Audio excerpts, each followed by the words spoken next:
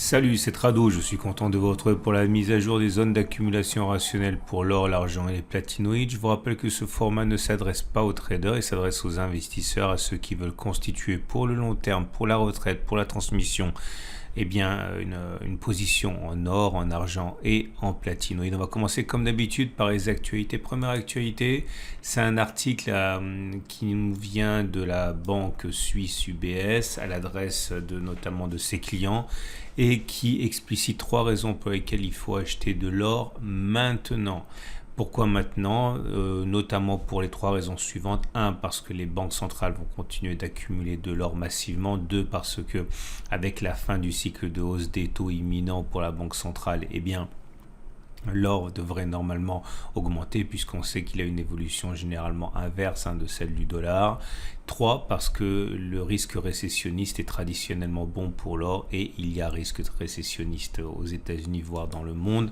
Deuxième actualité qui nous vient de l'US Mint. Alors l'US Mint, c'est comme la monnaie de Paris mais aux États-Unis, qui fait état de ventes assez contrastées d'or pour le mois d'avril, ce qui détonne avec le message qui est délivré par l'Australian Mint, autrement dit son équivalent australien, comme la monnaie de Paris mais en Australie, qui remarque une forte demande pour l'argent. Et il faut savoir que ces mints là notamment exportent, c'est pour ça que c'est intéressant. Troisième article que j'ai trouvé pour vous qui est assez intéressant, c'est tout simplement au niveau des platinoïdes. C'est un article qui nous vient de investing.com et l'article signale, mais on le sait, que les platinoïdes augmentent notamment au rythme de la demande de l'automobile, de la demande automobile avec notamment les pots catalytiques, mais pas seulement. Et Investing explique que tout va dépendre en fait de l'évolution de l'automobile, mais que le platine normalement devrait surperformer le palladium, notamment à cause de son coût plus abordable et au-delà de ses qualités également en termes de bijouterie. On va passer donc à l'analyse des zones d'accumulation rationnelle à présent. Et voilà pour débuter l'or libellé en euros qui continue sa consolidation. On sait que c'est logique, on sait que c'était attendu, on sait que les 18,07, 17,96 correspondent à une zone d'accumulation rationnelle qui a déjà été exploitée. Pas par votre serviteur parce que nous avons eu l'opportunité d'exploiter plus bas, mais cette zone est exploitée par d'autres.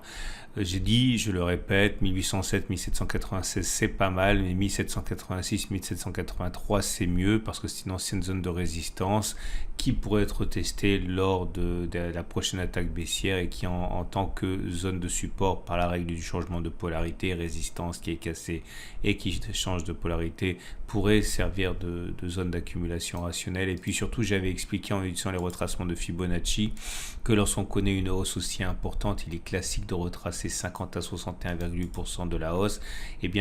C'est la zone là, c'est cette zone des 1793. Mais si on allait chercher la zone suivante ici, des 61,8% de retracement de Fibonacci, 1772, ce serait on va dire assez classique et ça nous permettrait justement de tester la zone suivante. Donc à titre personnel, je répète que on peut acheter sur les 18,07, 17,96 dans une stratégie d'accumulation progressive, mais il faut garder de quoi accumuler sur les 1786, 17,83, ce qui est quand même assez plausible. Les bougies Aiki-Nashi indiquent d'ailleurs qu'il n'y a aucun signe de rémission pour l'instant. Vous avez des grandes bougies rouges sans mèche haute. Autrement dit, il est plus plausible que l'on continue de descendre plutôt que l'on ait fini de descendre.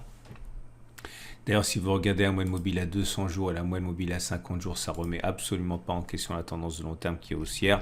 Par contre, la tendance de fond, elle est menacée puisque maintenant on est en dessous de la M50 qui monte. Autrement dit, la tendance de long terme est haussière, mais la tendance de fond est neutre. Je vous rappelle que ce format vous est apporté par mon partenaire au coffre Veracash. Au coffre vous permet d'acheter de l'or, des larges d'argent, des platinoïdes, de vous le faire livrer ou de vous le conserver dans un coffre en France ou à l'étranger. Et ensuite, vous pouvez acheter et vendre par l'entremise avec les autres clients au coffre.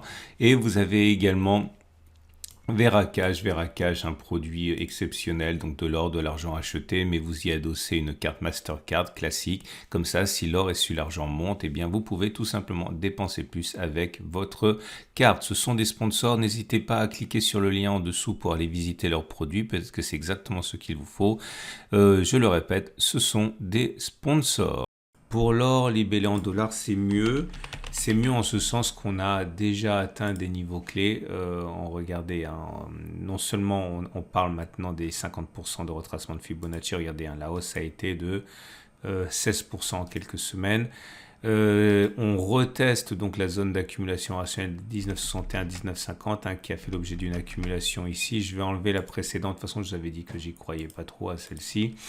La zone rouge n'est pas facile à passer parce que tout simplement, mais je me répète ici, hein, si vous êtes des habitués du format, on avait vu que c'était la zone de résistance qui avait bloqué les cours historiquement depuis 2020. Ok, donc il est normal qu'on bute dessus. Et à partir de là, je l'ai déjà dit, mais un retour sur les 61,% de Fibonacci serait à la fois plausible et souhaitable, ce qui correspond. Si on prend les plus bas qui ont été inscrits ici, ben en fait, regardez, hein, à bien y regarder, on est venu toucher au point près les 50% de Fibonacci ici. Ça suffit, hein, ça suffit pour avoir le cœur léger, mais 61,8 c'est quand même mieux puisqu'on a l'impression qu'on a bien purgé l'irrationalité de la hausse, pas en tant que prix, mais en tant que violence hein, du mouvement.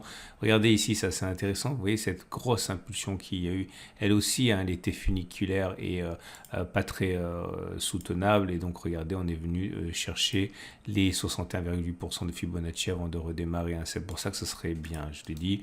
Donc aller chercher 19,16 constitue quand même quelque chose d'assez plausible. Donc on peut accumuler hein, sur 1961, 1950 à mon humble avis, mais on peut également garder de quoi renforcer un petit peu plus bas.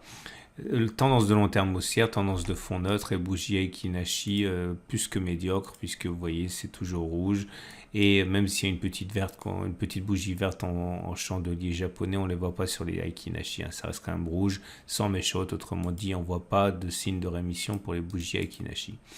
On regarde l'argent, et l'argent on le sait avait augmenté de manière complètement verticale hein, en très peu de temps, et donc à partir de là une consolidation de taille était attendue. On attendait justement un retour sur les 21,1.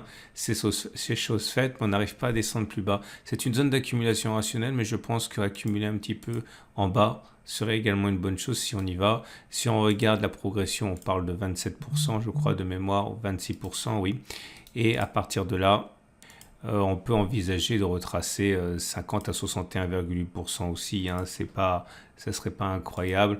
50% ça nous amènerait à 21,9,1. C'est pour ça que garder de quoi investir un petit peu en bas n'est pas irrationnel. La tendance de long terme est haussière, la tendance de fond est neutre. Les bougies Aiki-Nashi sont pas aussi mauvaises parce qu'on voit que ça hésite, hein. Alors pas aussi mauvaise en ce sens qu'il y a une mèche haute et une mèche basse qui est plus de l'indécision qu'une forte pression baissière. Regardez l'argent libellé en dollars. Et l'argent libellé en dollars dit la même chose, sauf que la progression a été encore plus importante, hein, puisqu'on a pris 31%. Et puisqu'on a pris 31%, il est aussi envisageable, voire encore plus, hein, que l'on consolide jusqu'au 61,8%. Alors regardez, on est venu chercher les 24,2, 23,5, c'est pas mal, mais on voit déjà les velléités d'aller un petit peu plus bas sur les 23,5, 22,8. Regardez, les 61,8% de retracement de Fibonacci correspondraient à ce niveau-là des 22,3, ce serait bien, hein. Je ne sais pas si on va y aller. 50%, c'est un minimum, on le souhaite. 61,8%, je l'ai dit, c'est mieux. Mais en tout cas, on peut accumuler ici, on peut accumuler également en bas. Tendance long terme haussière, tendance de fond neutre. On va terminer avec les platinoïdes. Et le palladium libellé en euros indique que depuis quelques mois, la progression est assez inquiétante, hein. On a réussi à rebondir sur la zone d'accumulation rationnelle des 13,23, 12,80. La tendance de fond, elle est haussière puisqu'on est au-dessus de la M50 qui monte. Par contre, la tendance de long terme est très baissière. On est en dessous de la M200 qui descend. On n'est pas sur zone d'accumulation rationnelle. Zone d'accumulation rationnelle, c'est celle qui a déjà été visitée ici. La prochaine est à 13,23, 12,80. Pour le palladium libellé en dollars, c'est la même chose. C'est en dessous de la moyenne mobile à 200 jours, donc la tendance de long terme est haussière, la tendance de fond est haussière, elle. Zone d'accumulation rationnelle suivante 14,47, 14,10 $, hein, ça a été sollicité, on l'a exploité ici. Et pour le platine, c'est un peu différent puisque le platine se comporte bien pour les raisons qu'on a notamment évoquées précédemment, hein. Le fait qu'il a tendance à remplacer de plus en plus souvent le palladium, la tendance de fond est haussière, la tendance de long terme est haussière, mais on n'est pas sur zone d'accumulation rationnelle. Il vaudrait mieux attendre 952, 938 €. Et on peut dire la même chose du platine libellé en dollars, c'est-à-dire que la tendance est plutôt belle, hein, la tendance de fond haussière, tendance de long terme haussière, mais on est sur zone d'accumulation rationnelle à 1064, 1039 $. Voilà ce qu'on pouvait dire pour les métaux précieux. Je vous rappelle que vous pouvez accéder à tous les articles que j'ai mentionnés en dessous de la vidéo. Vous pouvez également acheter de l'or pour moins cher avec au coffre en passant par la bannière qu'il y a sur mon site. Je vous souhaite une excellente journée. Si vous avez aimé, pensez à liker, ça me fait toujours plaisir. N'oubliez pas que ce format est mis à jour le mercredi et le samedi, donc vous pouvez vous abonner pour ne pas louper les mises à jour. Je vous souhaite une excellente journée et je vous dis à mercredi pour la mise à jour.